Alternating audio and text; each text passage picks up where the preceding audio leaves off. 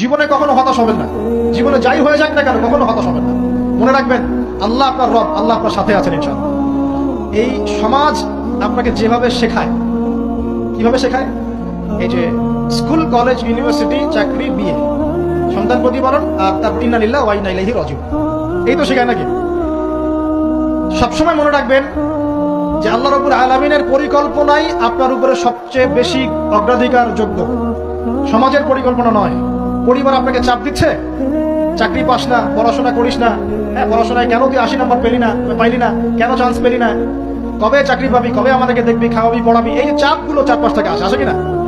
এতে করে অনেক যুবক দেখা যায় মাদকাসক্ত হয়, অনেকে দেখা যায় আত্মহত্যা করছে, ইদানিং করছে কিনা ভাই? এই শব্দটা থেকে আমি পয়েন্টটা আজকে লিখেছিলাম যে ভুলেও আল্লাহর প্রতি বিশ্বাস এবং তাওয়াক্কুল হারাবেন না। সমাজ যেভাবে শেখায়, সমাজ চারপাশে যে চাপ আপনাকে দিচ্ছে, এই চাপে নিজে গা ভাসিয়ে দিবেন না।